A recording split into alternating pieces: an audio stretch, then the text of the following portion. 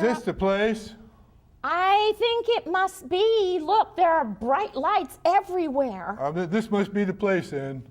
Yes, we're ready for that interview as soon as somebody shows up. Why did they want to interview us anyway? It was all about puppet fever. Puppet fever?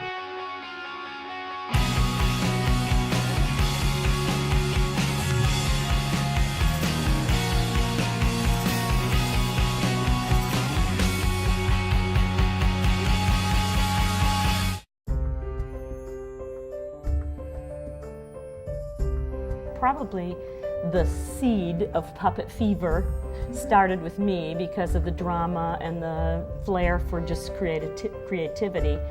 I was a ventriloquist first before we ever picked up the first puppet beyond that. And I actually started that my senior year at Olivet here. What do you think of Olivet? That's where we are, you know. Olivet? Mm-hmm. Olivet. My Olivet. What do you mean you're Olivet? It's 9. It is not. Yes, it is. Do you know what you're wearing? Yeah, something purple. That's right, and it says, I'm interesting. It should say, I'm cute.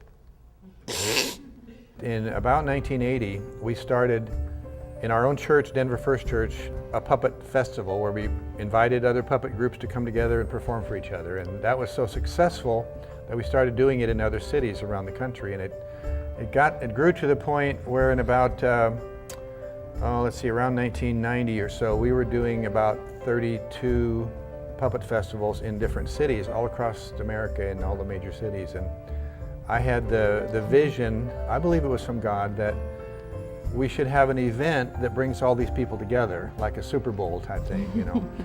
And so we came to Olivet, we talked to them, they were interested, and so they allowed us to have the International Festival of Christian Puppetry and Ventriloquism here on the campus.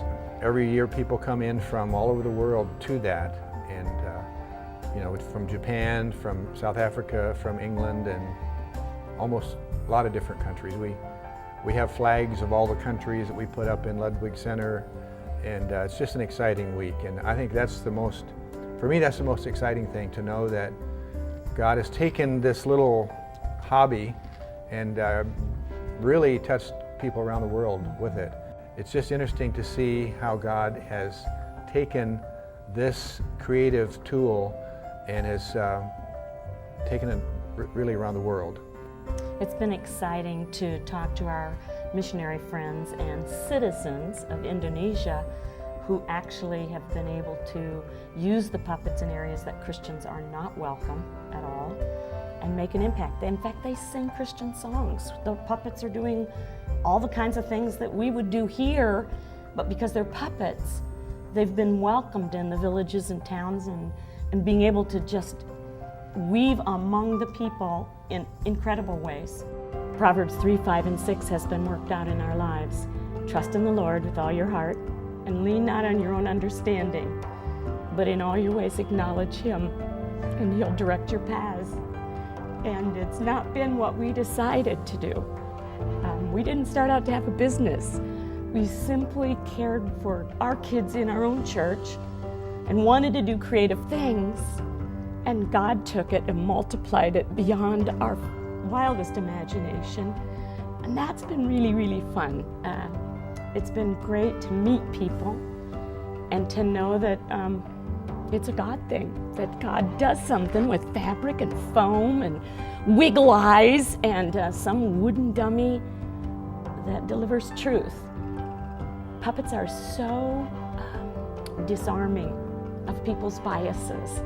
So when you have a puppet song or a puppet show, it draws all kinds of people who wouldn't be drawn by very serious methods, maybe even a church facility, but the malls, Christmas time, holiday time, everybody likes to see the puppets. And we've been able to watch God do some miraculous things. And we just got to go along for the ride.